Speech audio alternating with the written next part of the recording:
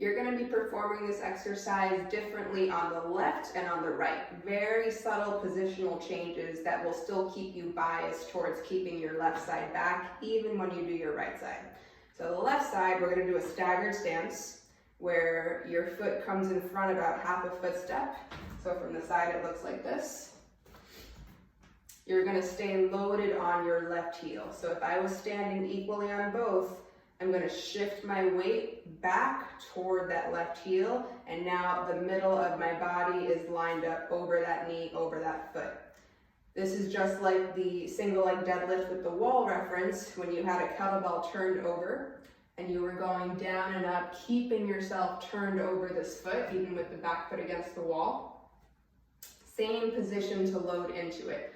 So we're going to have the med ball go into the exact same deadlift position, but now you're just going to hold the med ball, and it's going to be in the scoop position as if you were going to throw a bucket of water.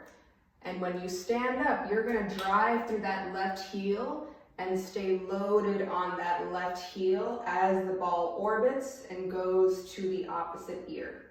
So it's going to be same deadlift position, but now you have the med ball to your side, your trunk is turned to the left, and when you drive up, it's going to go to the opposite ear.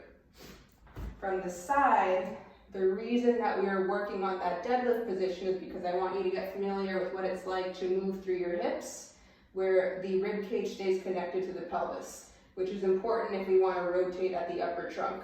So when you go into that med ball throw, when you drive explosively and you finish standing up on that left side, you're loaded on your left heel, all of your body weight is stacked, and it is through only the upper trunk that the ball finishes orbiting to the right ear.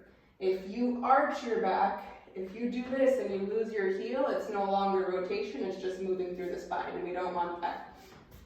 So in quick motion, if I do it fast, it's going to be a fake throw. You're going to load into that hip.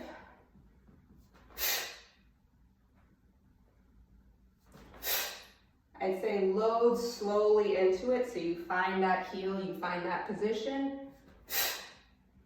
From the side, it looks like this.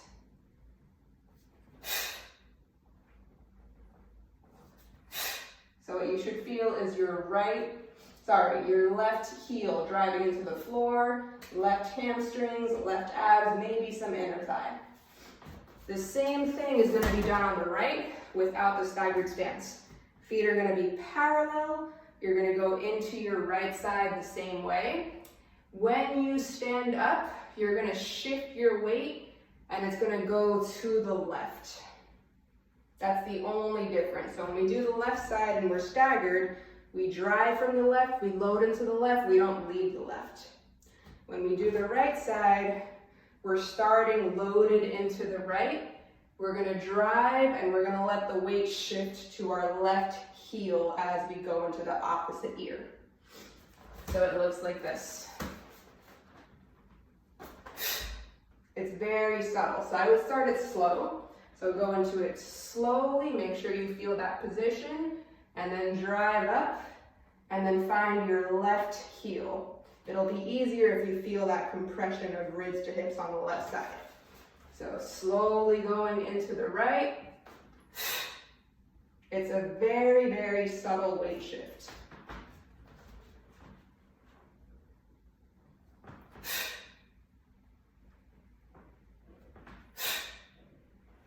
So you should feel going from one heel, going to the other heel when you do your right side.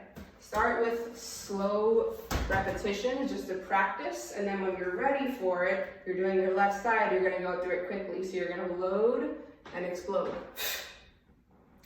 Staying on the left heel, sorry. So load into the left heel, explode, stay on the left heel the whole time.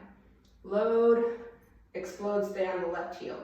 When you do your right side, feet parallel, you're loading into the right side. So hip socket, knee and foot in line, trunk turned over that leg, driving, finishing on the left heel. So that is the difference.